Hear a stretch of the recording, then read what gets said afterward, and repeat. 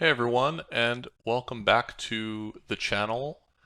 I have a number of hands and notes and everything from my summer at the World Series of Poker to look over for the coaching channel, and today I'm going to start with just something I happened to write down during the $1,500 WSOP Dealer's Choice event, and it was a very simple situation where I got all in at an early level in PLO.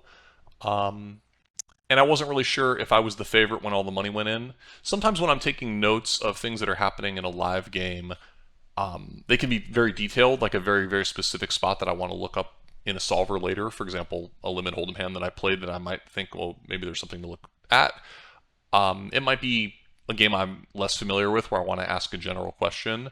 And then it might just be a situation where it just piques my curiosity. And that's more or less what happened here, as I feel confident that my play in the hand was somewhere between fine and very good. But, it's always good to sharpen up our understanding of equities and situations. And so that's how I've landed here in ProPokerTools Odds Oracle today to show you guys how I might just go and look this up afterwards when I'm curious about a spot. Basically, the way the hand broke down, I was starting at a table in the Dealer's Choice tournament with a very, very aggressive player. One might call him even a maniac on my immediate left, someone I'm familiar with. Definitely not a bad table to have in the early stages where it gives you an opportunity to build up chips. And him and I were by far the two biggest stacks at the table, and I had a feeling it was only a matter of time until we connected in a big pot. And that happened here when he potted it under the gun in PLO. We were about 80 big blinds deep, which is quite deep for a mixed game tournament.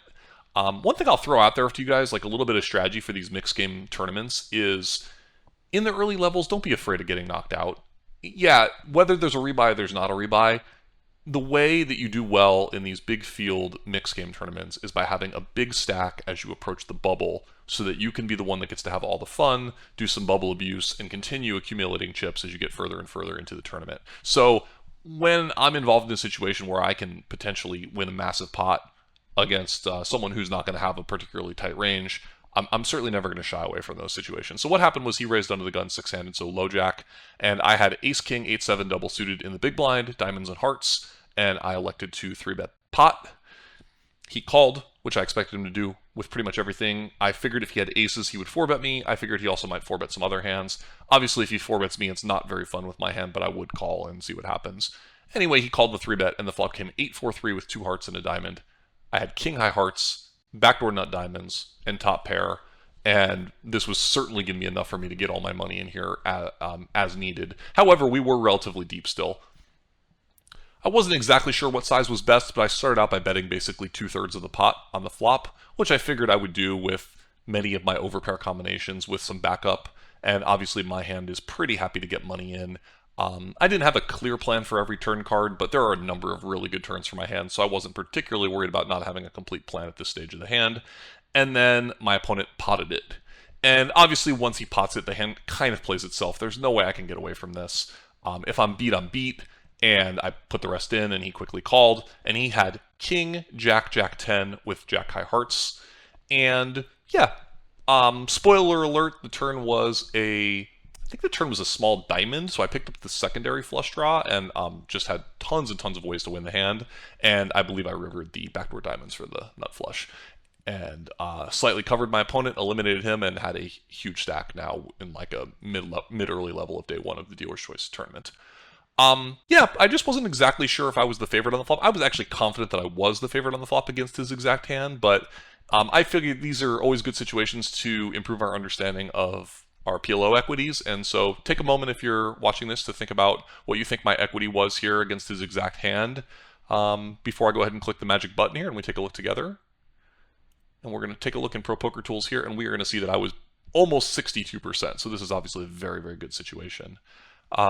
So yeah, it was even a little bit better than I thought. I'm going to go ahead and take a look now at, instead of just giving him the exact hand that he had, sometimes one thing I like to do in ProPokerTools is kind of see how I'm doing against various types of hands so I can get an understanding of, you know, if I can put my opponent in a certain type of range, how I should be doing, how I will be doing. So one of the types of hands that I was a little bit afraid of being up against was the nut flush draw. However, he definitely would not have aces with that. So we can look at that if he has something like ace of hearts, other hearts, and we could say maybe like top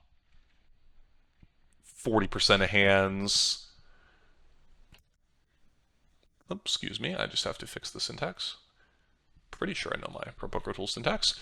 But not aces, right? So, and I think I'm still going to be a favorite against this, but this is not a great hand for me to be up against. Obviously, when I just type in ace of hearts, second heart, that gives him all other combinations of hands that are in the top 40%. So he could have some random two pairs and things like that, but I'm sure I'm going to still be a small favorite against this. I'm wrong, so I'm actually a small underdog. So that would have been a particularly bad hand to be running into here, because not only is he going to have the nut flush draw, which covers me, but he's also probably going to have something else with it with a lot of his range. So we were sort of lucky to not run into this category of hand. And then if he, I mean, I do block an 8, but if I do run into a set, something like that, we can see how we're doing against that kind of a hand. And we see that I'm in pretty bad shape against that, because now I basically just have the naked nut flush draw and the backdoor flush draw. So again, I think there's not a lot of 4s and 3s that he's going to have in his preflop range here, but, against that sort of a range, I'm doing pretty poorly. And then we can look at like another type of hand that he might would just be like he had jacks with the overcards, but what if he just has like all overpairs? Let's say 9s through kings with hearts, something like that. Not aces, just to be clear. And we see that I'm doing pretty good against that. That's the sort of hand that he's most likely to have, I guess I'd say, 58% there. So looks like we actually ran into one of the best hands we could be up against. But all these hands here making some sense. Like one thing we can also do is like we can kind of combine all of these into like his entire range. We could say this, we could say the sets, we could say ace of hearts, hearts, and then we could say all within the top, let's say 40%, and not aces. And let's see, I think the syntax should work, and let's just see how we're doing. It's like what we've looked at is kind of his entire range here so far. And so it's actually not so great for us. So I might have been, maybe I should have been a little more pessimistic about getting my money in here on the flop. Not that there was any way to avoid it, really. As I said earlier, I think strategically the hand was not particularly interesting, but it looks like I ran pretty well to be up against one of the absolute best hands that I could see. One where all my two pair outs are pretty clean. Obviously having the king high flush draw and it being live was, a key component to my hand being good. Yeah, this has been pretty illuminating. Good for me to take a look at these and kind of refresh my memory of the situation. Anyway, the key part of it is that I got there. That's a very important tournament skill that I want you guys to all be aware of. I'm not sure that's something I can teach so easily, but I think you should definitely try to study it if you can, which is called running good in all-in situations. Let me know what questions you have or what this made you think of. Any questions about the dealer's choice in general, I'm happy to try to answer, and I'm going to be coming to you guys with a bunch more videos recapping a lot of my summer WSOP hands from various tournaments, as I played 40-something tournaments and took notes on pretty much everything that I played. So we're just going to see what we find. But welcome back to the channel. Thank you guys for your comments and feedback. See you soon. Did you guys catch my mistake? I got done recording this, and I figured out that the syntax was definitely not right, but I fixed it now. If we look at Villain's range here, and we give him the 8s, 4s, 3s, or the nut flush draw, top 40% of hands, no aces. Combined, earlier I wasn't getting the top 40%, no aces. I got myself up to 50% here, 50-50 against that range. So again, we were lucky about the hand we ran into, but I wanted to make sure to get this right, and also to make sure that I knew the ProPokerTools syntax, and now hopefully you do a little better too. So, see you guys soon.